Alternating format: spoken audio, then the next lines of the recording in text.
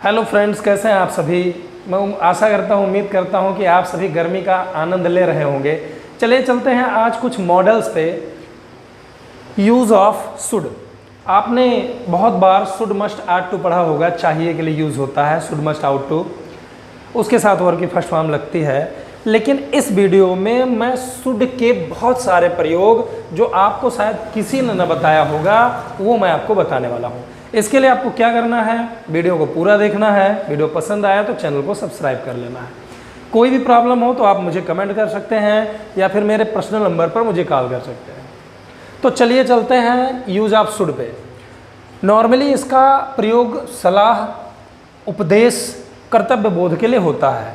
We can use should for advice, preaching और duty. ठीक है, इसमें शुड आप लोग जानते होंगे, शुड का प्रयोग करके हमें फर्स्ट फॉर्म वर्ब की प्रयोग करना चाहिए। लेकिन यहाँ मैं कई चीज़ें आपको बताने वाला हूँ जिसमें मेन पॉइंट है, पढ़ेंगे आप शुड के बारे में, शुड बी के बारे में, शुड हैव हैड के बारे में, शुड हैव बीन के बारे में पढ़ेंगे आप, शुड हैव टू और शुड हैव टू बी पढ़ना है आपको। तो चलिए चलते हैं सबसे पहले सेंटेंस पे। तुम्हें अब घर जाना चाहिए, ये प्रेजेंट टेंस है। प्रेजेंट टेंस में हमने कर्तव्य के लिए, सलाह के लिए, कर्तव्य बोध के लिए, उपदेश के लिए हमने शुड प्लस वर्ब की फर्स्ट फॉर्म का यूज़ कर देना होता है। कोई भी सेंटेंस प्रेजेंट टेंस में यदि है वो, तो आपने शुड प्लस वर्ब की फर्स्ट फॉर्म का प्रयोग करना है। जैसे तुम्हें अब घर जाना चाहिए, ये कोई सलाह दे रहा है, तो सलाह के लिए प्रेजेंट टेंस में हमने शुड प्लस वर्ब की फर्स्ट फॉर्म का यूज़ कर देना है। तो चलिए बनाते हैं। तुम्हें अब घर जाना चाहिए, इसमें ये सब्जेक्ट है, ये डूअर है, तो डूअर है तो इसको हमने लिखना है यू, और इसके साथ हमने शुड का यूज़ कर देना है, यू शुड, और उसके बाद हमने यहाँ पे जाना की अंग्रेजी लिख देना है गो। फर्स्ट फॉर्म लिखी जाएगी, कहाँ जाना है, घर यानी होम। तब हमने इसको यूज़ करना है नाउ। इस तरह से आपकी बेसिक इंग्लिश मजबूत होगी, प्लस आपकी इंग्लिश स्पीकिंग स्किल भी अच्छी होगी। हाँ, एक चीज़ मैं बता देना चाहता हूँ आपको, ये जो मॉडल ऑक्सिलरी शुड है, इसके साथ इन्फिनेटिव का टू हम नहीं लिखते हैं, यानी अर्थात बेयर इन्फिनेटिव लिखा जाता है। ये इन्फिनेटिव है भैया जी, टू प्लस वर्ब की फर्स्ट फॉर्म होना चाहिए, लेकिन शुड के साथ इन्फिनेटिव का टू छिप जाता है, जिसको हम लोग बोलते हैं बेयर इन्फिनेटिव। तो तुम्हें अब घर जाना चाहिए, you should go home now. ऐसे सेंटेंसेस को हमें बोलने के लिए शुड का यूज़ करना होता है। तुम्हें मोबाइल नहीं देखना चाहिए, you should not see the mobile या watch the mobile, use the mobile. दरवाज़ा तुम्हें बंद कर देना चाहिए, you should close the door. बहुत ज़रूरी हो तो मस्ट लगा देंगे। तुम्हें साफ कपड़े पहनने चाहिए, you should put on clean clothes. ऐसे हमने बोलना है। हमें अधिक से अधिक पानी पीना चाहिए, we should drink maximum water. ठीक है, हमें घर चले जाना चाहिए, वी शुड गो होम। हमें शुड प्लस वर्ब के फर्स्ट फॉर्म का प्रयोग इस तरह से हम कर सकते हैं। अब इन दोनों में अंतर क्या है ये मैं आपको बताता हूँ। तुम्हें अब घर जाना चाहिए, you should go home now, लेकिन इसमें सेंटेंस में देखो, हमें बच्चों के प्रति मैत्रीपूर्ण होना चाहिए, तो इसमें ये डूअर है हम, और इसमें दोस्तों ध्यान दीजिए कि कोई वर्ब ऑफ एक्शन नहीं है। मैत्रीपूर्ण होना चाहिए यानी इसमें कोई वर्ब ऑफ एक्शन नहीं है, कोई क्रिया नहीं है जिससे काम का पता चले, सिर्फ होने की बात हो रही है। तो होने के लिए हमने क्या प्रयोग करना होता है, बी का प्रयोग करना होता है। तो मैं आपको डिफरेंस बताना चाहता हूँ कि अगर कोई वर्ब ऑफ एक्शन है तो शुड प्लस वर्ब की फर्स्ट फॉर्म का यूज़ करो, अगर कोई वर्ब ऑफ एक्शन नहीं है, सिर्फ होने की बात हो रही है, तो हमें शुड प्लस बी का प्रयोग करना है। ठीक, तो इसको हमें बनाना है। हमें बच्चों के प्रति मैत्रीपूर्ण होना चाहिए, वी शुड, और इसमें कोई वर्ब ऑफ एक्शन नहीं है तो हमने बी का यूज़ करना है। वी शुड बी क्या होना चाहिए हमें, मैत्रीपूर्ण। मैत्रीपूर्ण का यानी फ्रेंडली लिख देंगे, वी शुड बी फ्रेंडली। अब बच्चों के प्रति की अंग्रेजी होता है टुवार्ड्स, जो प्रीपोजिशन है वो हमने यहाँ पे लगा देना है, टुवार्ड्स द चिल्ड्रन। ये ट्रांसलेशन आपका बनके तैयार हो गया। अगर आपको वर्ब ऑफ एक्शन नहीं मिलती है तो आपने क्या करना है, आपने करना है शुड बी प्लस वर्ब की फर्स्ट फॉर्म, अरे ये शुड बी प्लस कॉम्प्लीमेंट, और अगर वर्ब ऑफ एक्शन मिलती है तो शुड प्लस वर्ब की फर्स्ट फॉर्म। इस तरह से हमने करना है। ऐसे बहुत सारे सेंटेंस आने चाहिए, आते हैं, तो उसको आपको शुड बी प्लस कॉम्प्लीमेंट से बोल देना है। चलिए चलते हैं, थोड़ा सा आगे बढ़ते हैं। अब मैं आपको ये दो सेंटेंस बताना चाहता हूँ। देखिए ये सेंटेंस तो प्रेजेंट टेंस में था, चाहिए चाहिए प्रेजेंट टेंस में था, लेकिन ये दोनों पास्ट टेंस में है। ये देखिए यहाँ पे देखिए पास्ट टेंस में है। उसे अपना नाम बताना चाहिए था, ठीक है, सलाह की बात हो रही है, उसको सलाह है भाई कि उसे अपना नाम बताना चाहिए था। तो अगर हमें ऐसे सेंटेंस पास्ट टेंस में मिलते हैं तो हमने शुड हैव प्लस वर्ब की थर्ड फॉर्म का यूज़ करना है। तो उसे अपना नाम बताना चाहिए था, किसको बताना चाहिए था? उसे। तो उसे की हम ये यहाँ पे ये एक्चुअली सब्जेक्ट है, डूअर है, तो हमने यहाँ पे शुड लिख दिया। अब हमने चूंकि ये पास्ट टेंस है तो यहाँ पे शुड हैव का यूज़ करना है, ही शुड हैव। और जैसे ही शुड हैव का यूज़ होगा हमें वर्ब की थर्ड फॉर्म का यूज़ करना है। तो बताना कि अंग्रेजी टेल होता है, उसका थर्ड फॉर्म हमने टोल्ड कर देना है। ही शुड हैव टोल्ड, क्या बताना चाहिए था? अपना नाम, ये ऑब्जेक्ट है तो अपना यानी हिज, और यहाँ पे हमने लिख देना है नेम। तो ऐसे बहुत सारे पास्ट टेंस आते हैं जिनमें हमें शुड हैव का प्रयोग करना चाहिए, जिसके साथ वर्ब की थर्ड फॉर्म। हमें वो किताब खरीद लेनी चाहिए थी, we should have purchased that book. हमें दरवाज़ा बंद कर देना चाहिए था, we should have closed the door. हमें अपने रिश्तेदारों को आमंत्रित करना चाहिए था, we should have invited our relatives.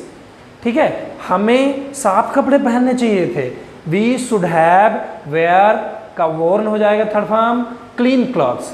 ठीक है, हमें पानी पीना चाहिए था, we should have drunk water.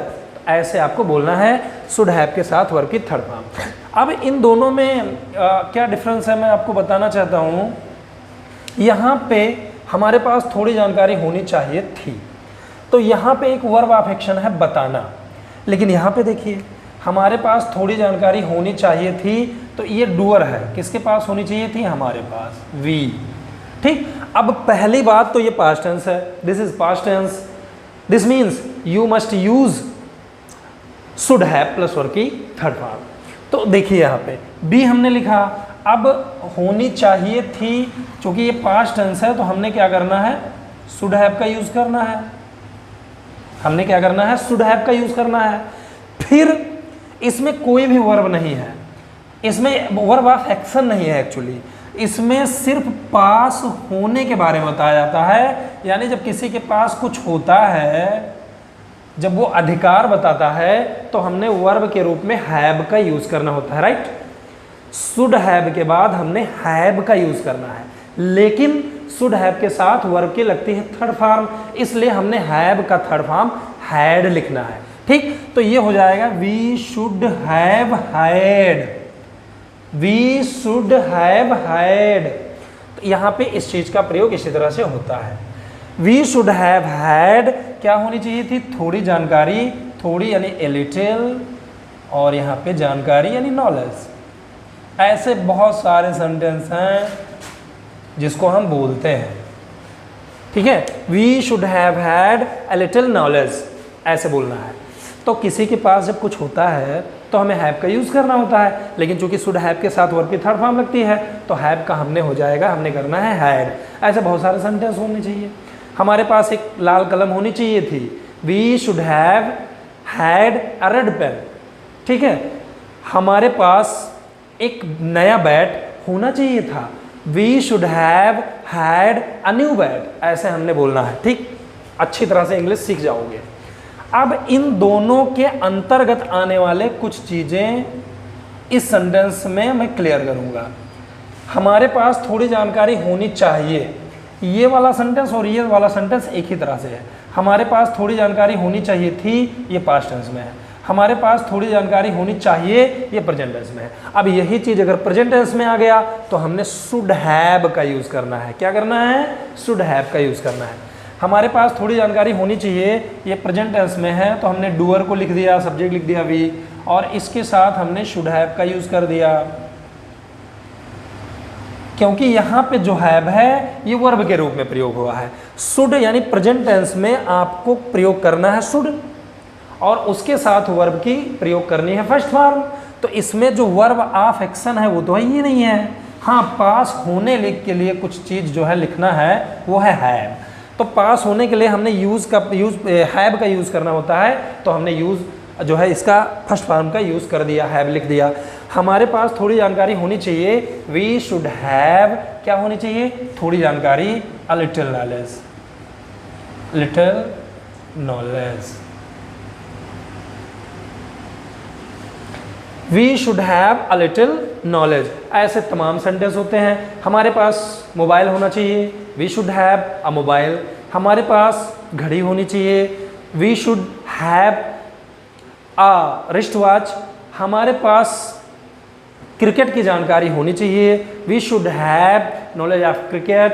हमारे पास ठंडा पानी होना चाहिए, we should have cold water. ऐसे आपने बोलना है अगर प्रेजेंट टेंस में हुआ तो। अगर वही चीज़ पास्ट टेंस में हुआ तो आपने शुड हैव हैड का प्रयोग कर देना है। समझ में आया? चलिए समझते हैं लास्ट बचे दो सेंटेंसेस को। यहाँ पे लास्ट में बचे दो सेंटेंसेस को समझते हैं। तुम्हें पढ़ा लिखा होना ही चाहिए, तुम्हें पढ़ा लिखा होना ही चाहिए, दैट इज द वर्ड जिसको आपको सही से ध्यान देना है। तुम्हें पढ़ा लिखा होना ही चाहिए, ये जो चीज़ है, ये इसको हम एक्चुअली प्रयोग करते हैं बाध्यता के लिए। मैंने अपने पहले वीडियो में आपको बताया है। अगर आपको कोई चीज़ होने के लिए बाध्य होना पड़ता है, मजबूर होना पड़ता है, देन आपको ये चीज़ प्रयोग करना होता है। लेकिन उसमें चाहिए भी आ गया तो हमने उसके लिए चाहिए के लिए तो शुड लिखना ही है और ये चीज़ प्रयोग करना है। जैसे तुम्हें पढ़ा लिखा होना ही चाहिए, अगर नहीं पढ़े लिखे हो तो भगा दिए जाओगे, जाओ निकलो। मजबूरी है आपकी, आपको पढ़ा लिखा होना चाहिए, नहीं तो आप फिर दिक्कत हो जाएगी आपको। तो मजबूरी है तो हमने शुड हैव का प्रयोग करना है। लेकिन चूंकि ये प्रेजेंट टेंस है तो प्रेजेंट टेंस में हमने should have to plus be का प्रयोग करना है। अगर वर्ब ऑफ एक्शन नहीं है तो, अगर वर्ब ऑफ एक्शन है तो हमने should have to plus verb की फर्स्ट फॉर्म का प्रयोग करना है। तो चलिए समझते हैं। तुम्हें पढ़ा लिखा होना ही चाहिए, यू, और इसमें ऐसा लगता है बहुत ही अनिवार्यता का बोध हो रहा है। तो अगर आपको अनिवार्यता का बोध लग रहा है तो आपको मस्ट लगाना ही है। लेकिन चूंकि ये आपकी जिम्मेदारी है, आपको सलाह दी जा रही है कि आपको पढ़ा लिखा होना ही चाहिए, होना ही है, तो आपको शुड का यूज कर देना चाहिए। You should have to. अब चूंकि इसमें कोई वर्ब ऑफ एक्शन है नहीं, होना के लिए हमने बी का यूज करना है, वर्ब ऑफ एक्शन है नहीं तो बी लगा दीजिए। वर्ब ऑफ एक्शन होती तो फर्स्ट फॉर्म लग जाती। You should have to be पढ़ा लिखा, पढ़ा लिखा यानी एजुकेटेड, तो हमने ये चीज यूज कर दिया। You should have to be educated. अगर इसी सेंटेंस में क्रिया आ जाए तो आपको वहां पे वर्ब का फर्स्ट फॉर्म कर देना है, प्रयोग कर देना है। ठीक है, जैसे कहा जाए तुम्हें पढ़ना ही चाहिए, you should have to study, यानी यू शुड हैव टू के बाद वर्ब की फर्स्ट फॉर्म स्टडी। ठीक है, तुम्हें यहाँ से तुम्हें यहाँ से जाना ही है, जाना ही चाहिए, ही आ गया तो आपकी मजबूरी है, तो बनाना है you should have to go from here. इस तरह से आपको बोलना है। हाँ, एक चीज़ दोस्त मैं आपको बहुत अच्छी चीज़ बताने जा रहा हूँ। एक्चुअली ऐसे सेंटेंसेज में ना कंटिन्यूअस टेंस भी आ जाते हैं। हमें रोज व्यायाम करते रहना चाहिए, हमें रोज व्यायाम करते रहना चाहिए। इस सेंटेंस को ध्यान से सुनिए, हमें रोज व्यायाम करते रहना चाहिए, काम जारी है, यानी रोज आप व्यायाम करिए, जारी रखिए उसको। तब ऐसे सेंटेंसेज में जब कंटिन्यूअस आ जाता है प्रेजेंट टेंस में तो हमने should plus be plus verb की आईएनजी फॉर्म यूज करनी होती है। शुड बी प्लस वर्ब में आईएनजी फॉर्म यूज करनी होती है अगर कंटिन्यूअस सेंटेंस आ गया तो।